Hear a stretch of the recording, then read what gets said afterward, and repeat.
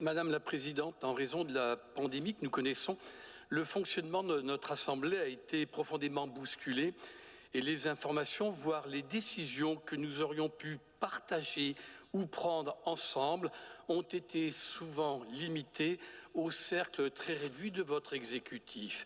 Nous ne pouvons que le souligner, le dénoncer, tant le leitmotiv de la démocratie participative décliné ad nauseam par votre majorité s'arrête opportunément aux portes de cette Assemblée. Nous ne prenons connaissance que par bribes ou par indiscrétion des relations d'entre-soi, entre gens de pouvoir, que vous partagez notamment avec les gens de l'Ars.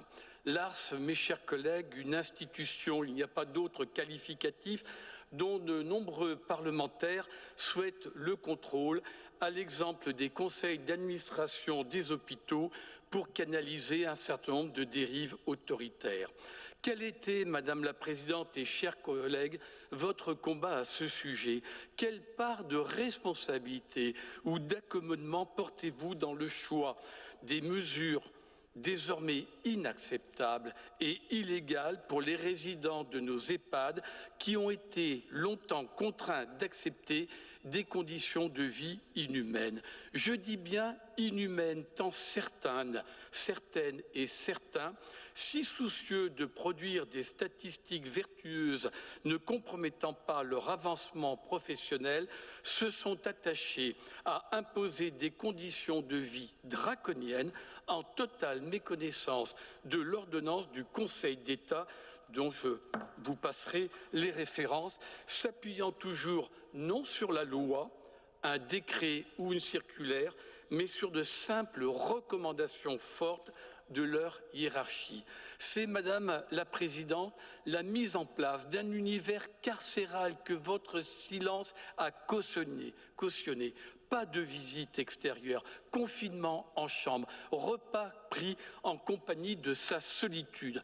Sur notre département, ce sont près de 6 500 personnes résidant dans 74 EHPAD qui sont soumis aux règles de médecins référents décidant de leurs actes sans aucun contrôle. Ces résidents, mes chers collègues, doivent mourir sans avoir contracté le Covid. C'est dur, c'est violent, mais il faut le dire. Sous prétexte que quelques-uns d'entre eux refuseraient cette vaccination, c'est l'ensemble des résidents qui se trouvent punis pour préserver ceux qui s'en dispensent, alors que 80% d'entre eux sont désormais vaccinés avec les 2 doses requises pour être regardés comme tels.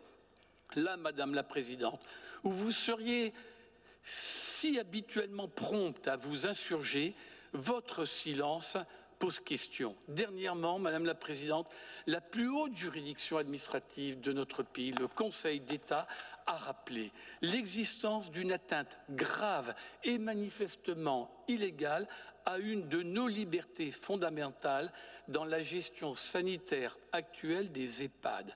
Malgré les chiffres que je viens d'évoquer, la détermination d'obstruction de l'administration sanitaire s'est manifestée par une saisie, encore une fois, du Haut Conseil sanitaire en totale méconnaissance de cette ordonnance. Les avancées sont encore mineures, même si on peut en constater quelques-unes et un desserrement. L'Ars du Grand Est bénéficierait-elle de votre indulgence coupable, n'ayant pas connaissance d'une quelconque action en justice de votre part pour la faire respecter? Pouvez-vous nous indiquer si ce combat pour nos résidents vous intéresse et quelle action forte allez-vous prendre enfin avec l'appui de l'ensemble de nous tous? Je vous remercie.